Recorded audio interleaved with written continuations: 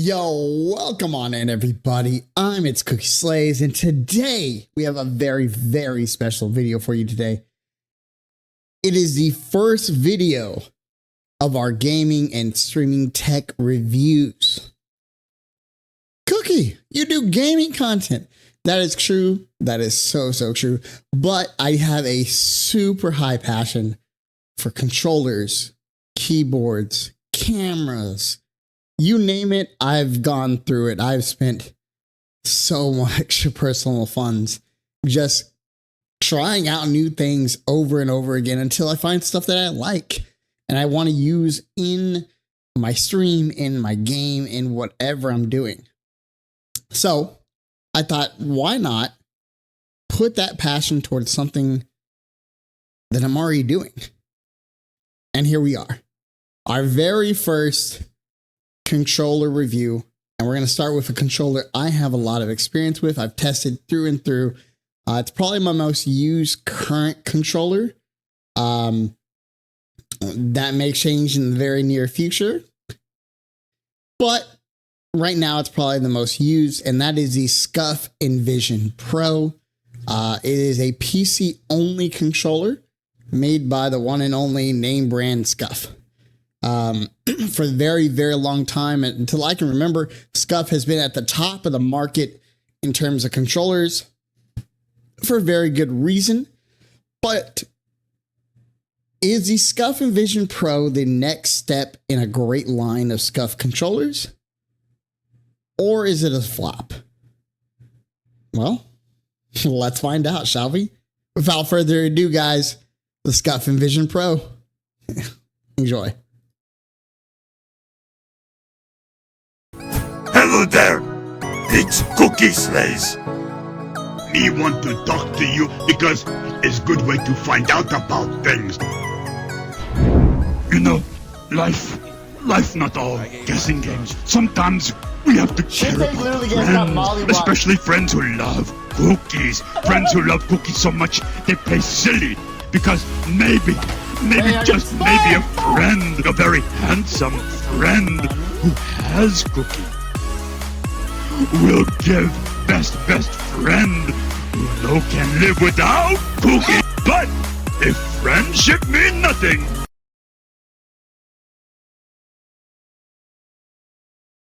you know, fun fact, guys, every time you yawn, that's a ghost sticking their dick in your mouth. I enjoyed that ghost dick.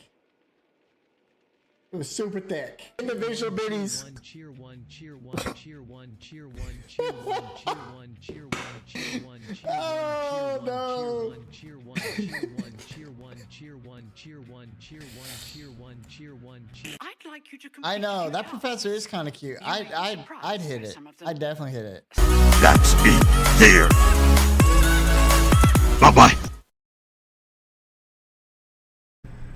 Alright guys, so this is the Scuf Envision Pro. I guess I have a standard version. It's a pre-built, nothing spectacular, nothing added on. This is how it comes. You can probably tell on the sides here, that's where I'm holding the controller. So you can see the little wear and tear there, because like I said, it's my most used controller currently. But it is a really, really good controller. The sticks are good. They're not Hall Effects sticks. Scuf definitely dropped the ball in this regard, especially because they released this around the time more and more companies started bringing out Hall Effects. Okay. And I think that is a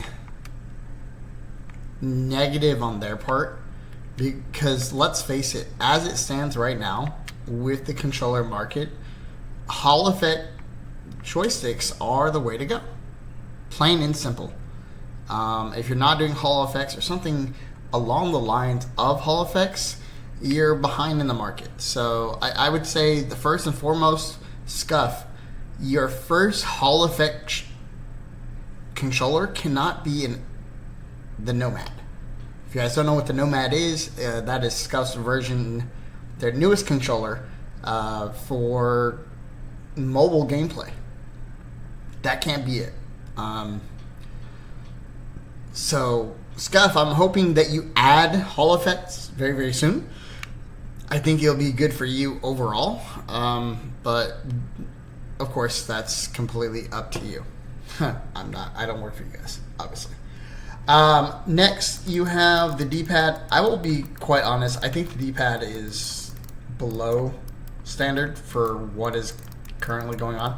It's very easy to click, yes, but it feels, and I can't put my, I just can't put my mind on the wording for what I'm looking for. It's just, it doesn't feel, I have a lot of controllers. Okay? I have a lot of controllers, and this is probably my least favorite D-pad that I currently own.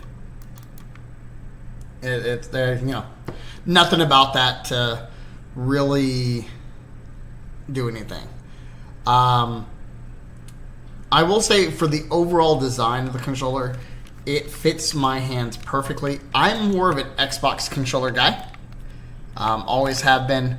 Probably always will be. But I don't take I don't side either way. I have PlayStation controllers. I have Xbox controllers. To me, as a gamer, as someone who has thrived on the controller market with these, you know, regardless, it's all the same. It's just kind of, you're just moving your left thumb for the most part to a different location. That's all you're doing. That, you know, that's, it feels really good in your hands. I will say that. For all of the Scuf controllers I've owned, this by far feels the best in my hands. Okay. I used to play claw. I do not anymore. You know, I'm getting older. My hands don't work that way anymore. So the triggers on the back, perfect. I think they've perfected their design. They're very, very comfortable. Sorry, getting used to this camera setup, guys. Sorry. I think these go in a very good spot. I really do. Okay. Compared to old Scuf, where you had the basically really cheap triggers that kind of laid out down the middle. Those broke on me all the time. They broke on me all the time. These, I've had 3 Scuf controllers with this design now, and no issues. So, really good job. The grip is still lasting really, really good. It's a very comfortable grip for a controller. I have no complaints there at all. The buttons, okay? Buttons are really, really good. They feel like they're basically instant. I have no complaint on them. They perform well in game. And then the triggers themselves, you have the option. Let me see if I can get a, kind of hard to see. Sorry about it. I'll try to, for the future videos, I'll try to get the camera set up just right for you guys. As you can see, you have the trigger stops there. It's one or the other. This is on the loose setting, so it goes all the way down. And then you just flip it, and then it's basically like a mouse click. Very, very nice. Once again, no complaints there. If you look at the front of the controller right here, you'll see that you have function buttons right here. You can assign those to anything you pretty much want. Can we focus camera? Thank you.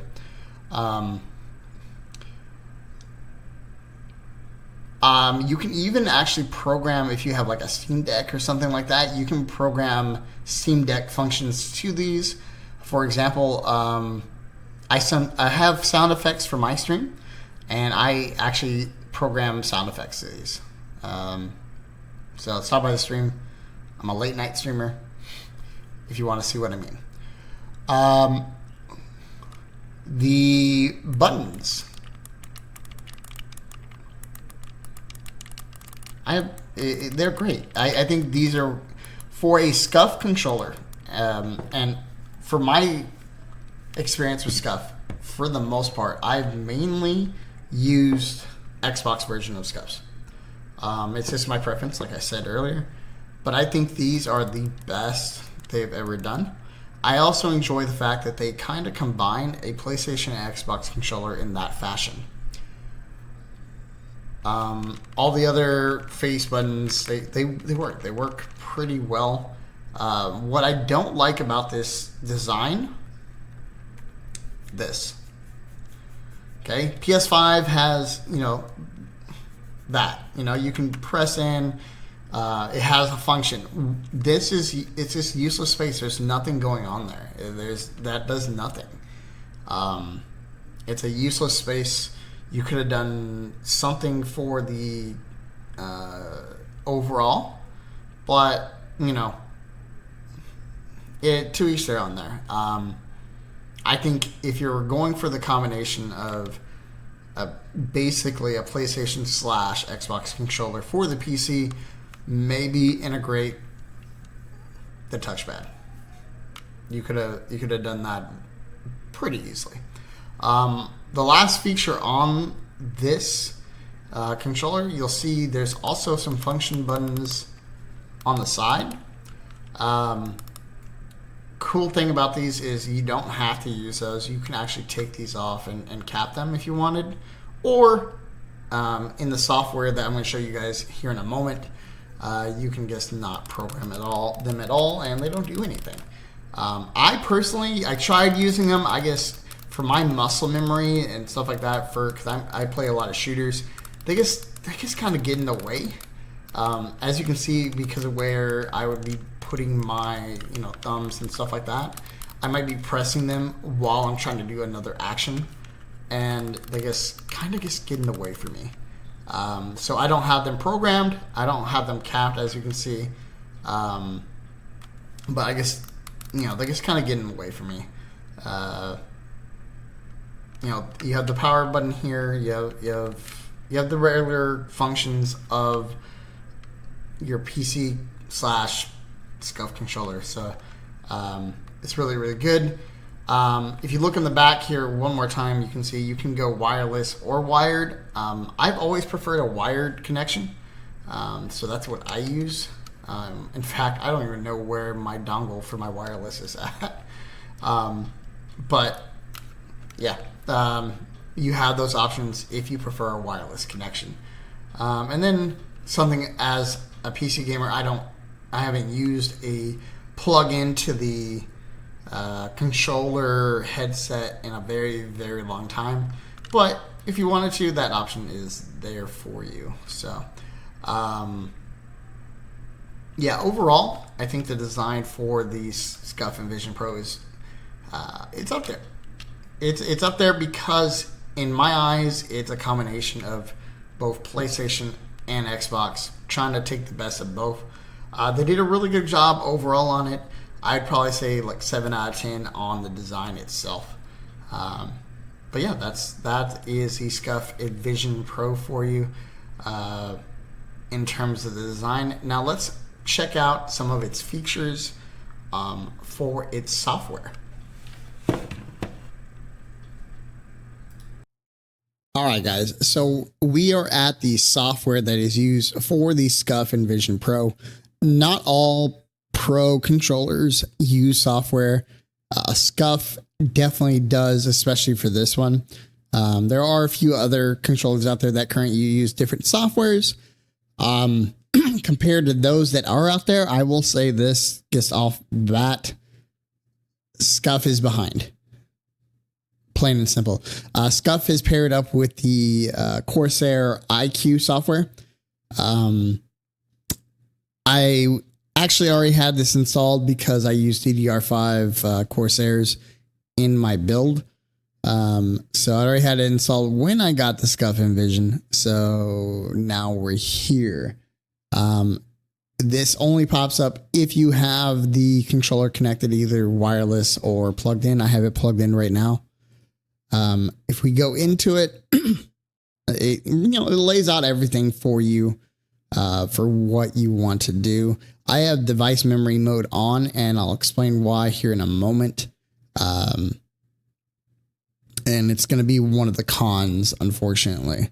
But I want to talk about the positives first. First and foremost, you have the thumbsticks. You can tell since I've been using this for a while, like I said, it is not, they're behind on their joysticks. So I already have a little stick drift. I've only had this for, I want to say 5 to 6 months, and I've been using it. If that, and you can see right there, we have stick drift on the left stick. You have different modes and stuff like that you can switch to if you wanted to. You have left stick and right stick curve responses. You have dynamic, linear, exponential, aggressive, custom. I've tried them all out. We're just going to stick to the standard dynamic on the left stick. And I have custom on the right stick, and we'll come back to that because I want to go over that more for you shooters, especially for you shooters. But we'll come back to that before we get out of the software.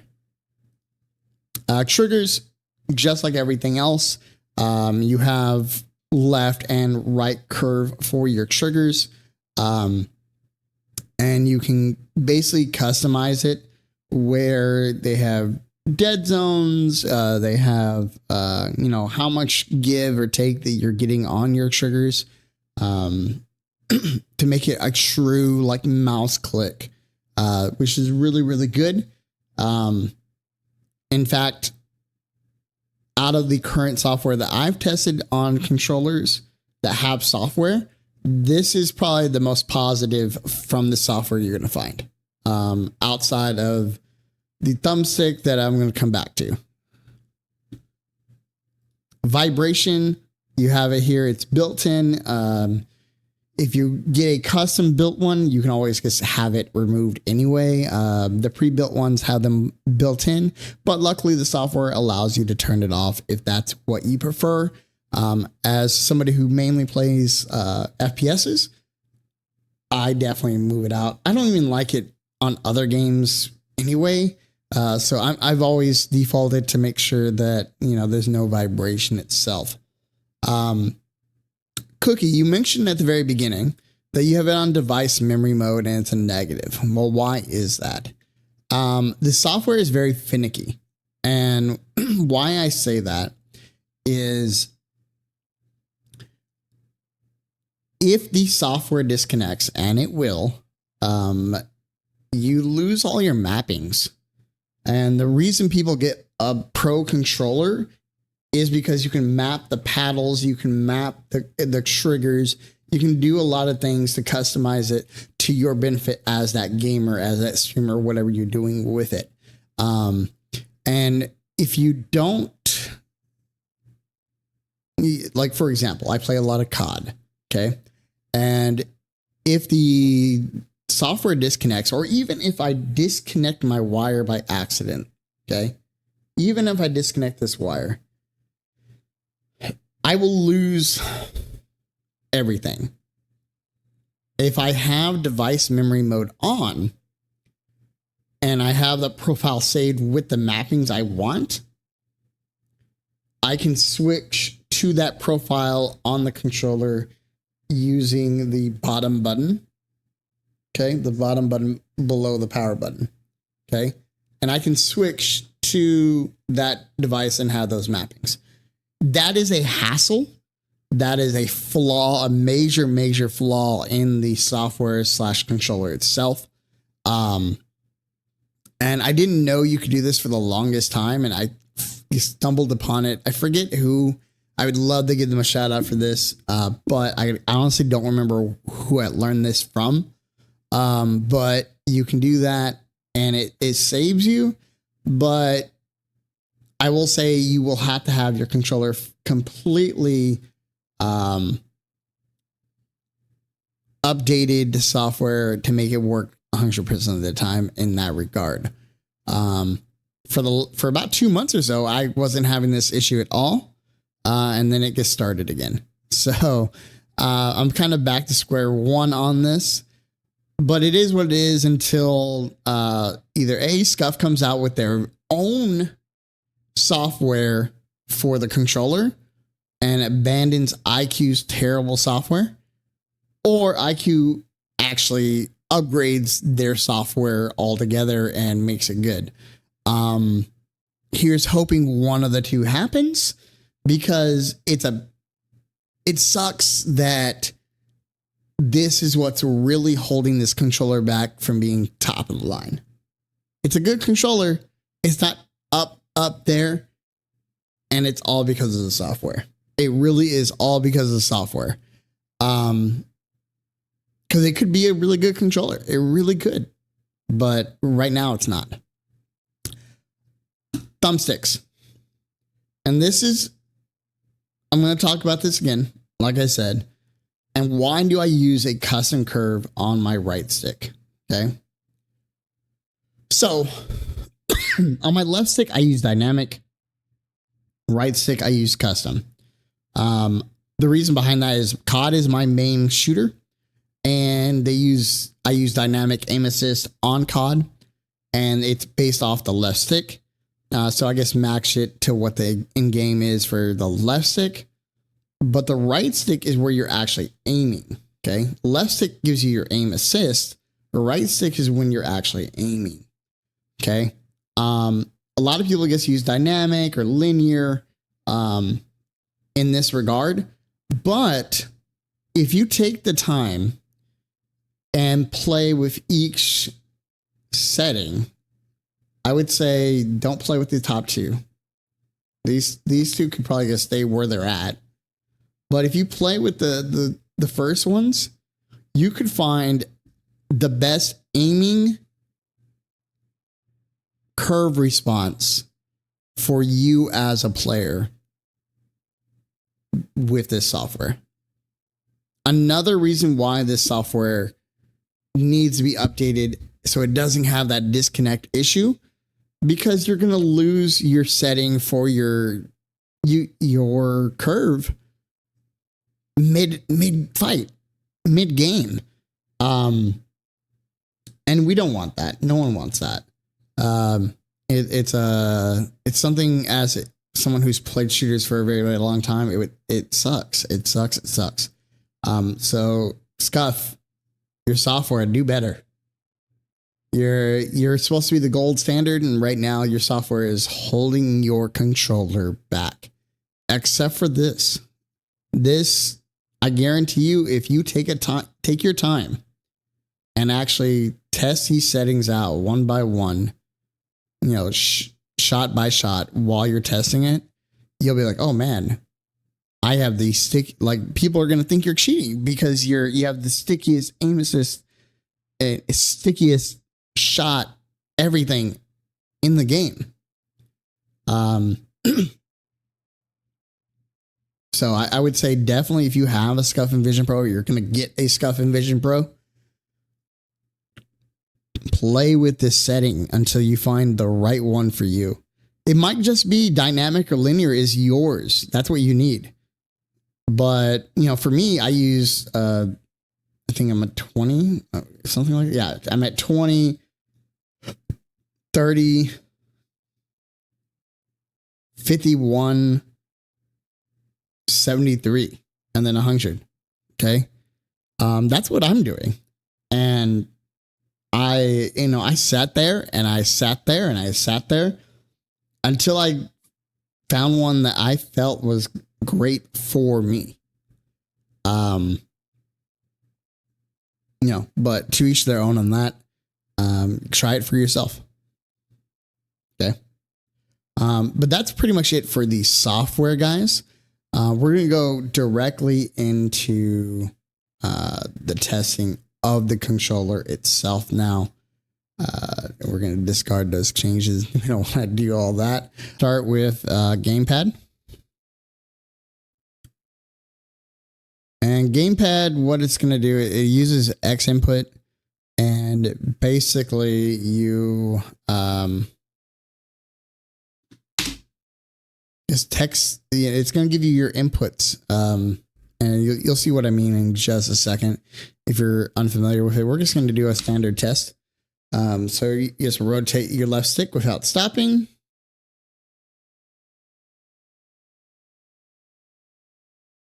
All right, so here we go. This is a 500 hertz controller. Once again, Scuf, do better. Your competitors, shiniest competitors for that matter, they have it stock at 1,000 now. Like, do better.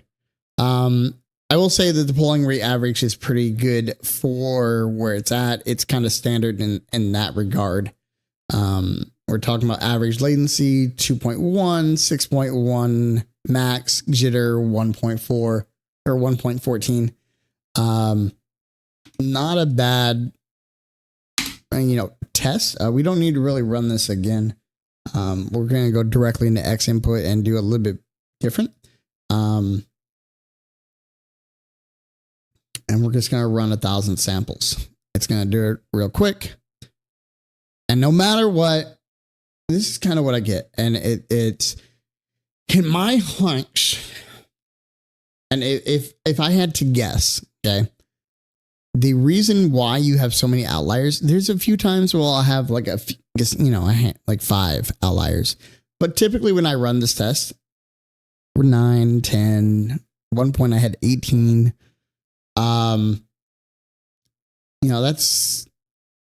That's up there. Those are really bad. Your average input millisecond is 2.6, which isn't too bad, but at the same time, it could be so much better. So much better. Yeah, it could be so much better. I have a feeling it has to do with the software. I really do, but I have no way to prove that, unfortunately. I'm hoping that, like I said, I'm hoping the software improves and then these numbers improve. And I can tell you right now, my controller is already overclocked.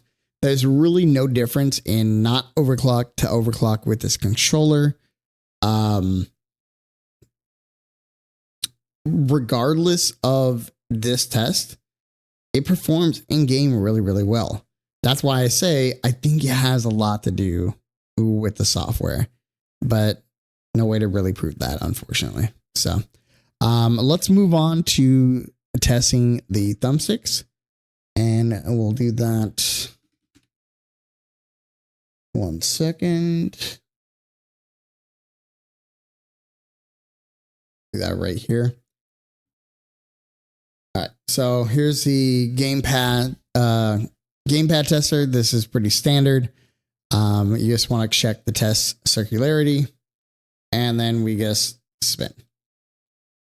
As you guys can see, right stick is getting about 15% error, and left stick is getting about 13. For the type of joysticks these are, that's kind of to be expected. Nothing too bad. Could be a lot worse. It's not a bad controller, like I said. But it could be so much better. Could be so much better. But, it is what it is there. There's nothing I can do. Like I said, I feel like a lot of the test has to do with the software. And that's kind of where we're at with the software. So Scuf, if you happen to see this, look into your software, because it's really holding your controller back. And if that's what you're going to be putting out moving forward, I don't see myself investing in a Scuf moving forward because of that. And I don't see a lot of others. A lot of others are going to open their eyes, especially with your competition that's coming out. There's so much competition out there now, and they're performing very, very, very well. You know, it's, you know, so what's the verdict? Well, is the Scuf Envision Pro a good controller? Yes. Is it a great controller? No. Does it have the possibility to go up to that great? Yeah, it does, but its software holds it back. Is it a good design? I think it is. You know, everything's good on it. The fact that it doesn't have Hall effect thumbsticks though holds it back. Especially considering your very next controller for a mobile device had Hall effect thumbsticks. The software holds it back outside of its one outlier, and that is the ability to change the thumbstick's curve responses, customize it to your liking. And I can't tell you enough how good of a feature that is. And there's some other pro controllers out there that have that feature, but the ones I've tested don't do it as well as the Scuf Envision Pro. So if you could get past the issue of the Scuf disconnecting from the software a lot, I think it would be a really, really good controller. But until then, I can't grade it higher than a 6 out of 10. It's a 6 out of 10 for me, and it's going to stay that way until Scuf either redoes their software or updates it to a way where it won't disconnect the way it does. I think it's a good step in the right direction for future controllers for them, but it's not where it should be right now, especially considering so many other options out there. So, that's my verdict on that. And I hope it helps you make a decision on, hey, do I want a Scuf Envision or do I want to look at other options? So without further ado, guys, I'm ItsCookieSlays. Keep your mental health first, everything else second. I'll see you guys next time for another controller review. Bye, guys.